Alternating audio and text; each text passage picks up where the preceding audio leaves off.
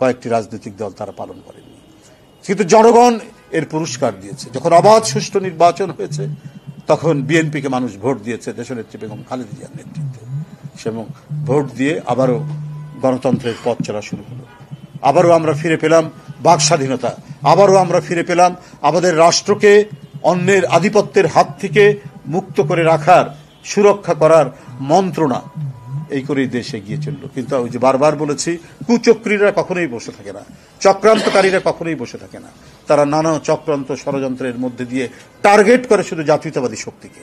এই টার্গেট করা জাতীয়তাবাদী শক্তিকে করার কারণে তারা দেশের অনেক ক্ষতি সাধন করে আবারও গণতন্ত্রের পথ চলাকে তারা স্তব্ধ করল। আমরা মঈনুদ্দিন ফখরুদ্দিনের আমরা আমল দেখলাম, যেটা ছিল শেখ হাসিনার আন্দোলনের ফসল। তখন থেকে শুরু হলো একের পর এক কি করে এদেশের মানুষকে বন্দি করে রাখা যায়, খোয়ারের মধ্যে রাখা যায় সেই প্রচেষ্টা। তারপরে প্রায় 15.5 বছর গোটা জাতিকে আটকে রাখা হলো পশুর মতো খোয়ারের মধ্যে। না ছিল কথা বলার স্বাধীনতা, না ছিল চলাচলের স্বাধীনতা, না ছিল নির্ভয়ে আমরা আমাদের কণ্ঠ থেকে আমাদের ধ্বনি প্রকাশ করার ক্ষমতা। সমস্ত কিছুকে আটকে দেওয়া হলো। কথা বলতে গেলে তার পরিণাম হতো নিরুদ্দেশ হওয়া, গুম হওয়া, বিচার বহির্ভূত হত্যার শিকার হওয়া। কত বাড়িতে এখনো আহাজারি, কত বাড়িতে এখনো কান্নার রোল থামেনি। যদিও তার পতন হয়েছে, পালিয়ে গেছে, কিন্তু যে পরিবারগুলো গুম হয়েছে সেই পরিবারের তো ভিতর থেকে এখনো তাদের যে গুমরানি, তাদের যে অস্ফুট কান্না, সেই কান্না এখনো থামেনি। আজকে ইলিয়াস আলী, আজকে চৌধুরী আলম, আজকে হুমায়ুন কবির পারভেজ, আজকে সুমন, আজকে জাকির, এরা কোথায়? এদেরকে আমরা এখনো ফিরে পাইনি। গোটা দেশকে এই ধরনের এক ভয়ার্ত পিশাচ দ্বীপে পরিণত করেছিল শেখ হাসিনা। বন্ধুরা আমার, সেই জায়গা থেকে এখন আমাদেরকে প্রকৃত গণতন্ত্রের পথে আমাদের এগিয়ে যেতে হবে। প্রকৃত গণতন্ত্রের অন্যতম বৈশিষ্ট্য হচ্ছে যে অবাধ সুষ্ঠু নির্বাচনের মধ্যে দিয়ে গণতন্ত্রের যে মূল যে অঙ্গীকারগুলো, সেই অঙ্গীকারগুলো বাস্তবায়ন করা। সেই দিকে আমাদেরকে যেতে হবে। এই বিষয়টি প্রলম্বিত হলে পরে গণতন্ত্রের পথ চলা হোঁচট খেতে পারে।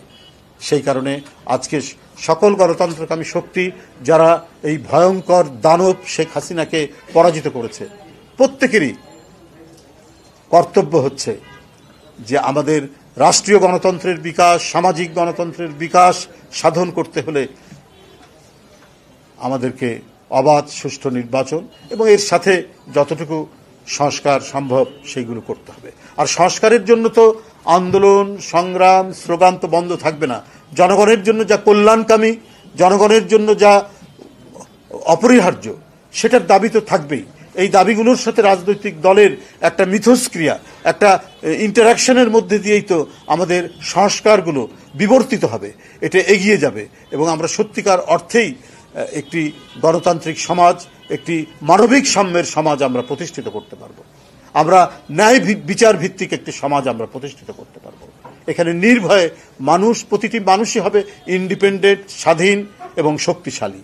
কেউ কারো দ্বারা ভয়ার্ত থাকবে না এবং আমার শেষ আশ্রয় থাকবে বিচার বিভাগ, যেটার নিশ্চয়তা দিয়েছিলেন শহীদ রাষ্ট্রপতি জিয়াউর রহমান, যিনি সেই স্বাধীনতা যুদ্ধের ঘোষণা থেকে তার ক্ষমতাসীন থাকা অবস্থায় এই গণতন্ত্রের প্রত্যয়গুলি প্রতিষ্ঠা করেছিলেন, যেটিকে আরও প্রলম্বিত করেছিলেন তার সহধর্মিণী এবং এদেশের এক গণতন্ত্রের অকুতভয় যোদ্ধা দেশনেত্রী বেগম খালেদা জিয়া। আমরা সেই পথ অনুসরণ করেই আমরা আবারও এই দেশে গণতন্ত্রের পথ চলা এবং গণতন্ত্রকে শক্তিশালী এবং জোরদার করব। তার জন্য বাংলাদেশ জাতীয়তাবাদী দল বিএনপির প্রতিটা নেতাকর্মী ঐক্যবদ্ধ, প্রতিটা নেতাকর্মী অঙ্গীকারবদ্ধ। তারা সেখান থেকে এতটুকু পিছপা হবে না। বন্ধুরা আমার, আমি আপনাদের আর দীর্ঘায়িত করব না। আমি শুধু আরেকটি কথা বলেই আমি শেষ করব। দেখুন, ইসলাম প্রতিষ্ঠিত হয়েছে 900 বছর, 1000 বছর আগে। আমাদের পীর মাশায়েখরা তারা এই দেশে অনেক আগে থেকে ইসলাম প্রচার করেছেন। ইসলামের যে সাম্যের বাণী, মানবতার বাণী তারা প্রতিষ্ঠা করেছেন বলেই বাংলাদেশের প্রত্যন্ত অঞ্চল সহ সারা দেশের মানুষ আজকে ইসলামের আদর্শে বিশ্বাসী। নতুন করে আবার ইসলামের বাস্তবায়ন করা, ইসলাম প্রতিষ্ঠার তো কিছু নাই, কিন্তু একেবারে ইসলামের নামে বা ধর্মের নামে রাজনীতি করে জনগণকে বিভ্রান্ত করে যদি কোনো কিছু রাজনৈতিক ফায়দা তোলার যদি কিছু মানে চেষ্টা করা হয়, সেটাই দেশের মানুষ মানবে না। এদেশের মানুষ গণতন্ত্র প্রিয়, এদেশের মানুষ ধর্মভীরু, এদেশের মানুষ ইসলাম প্রিয়, সবই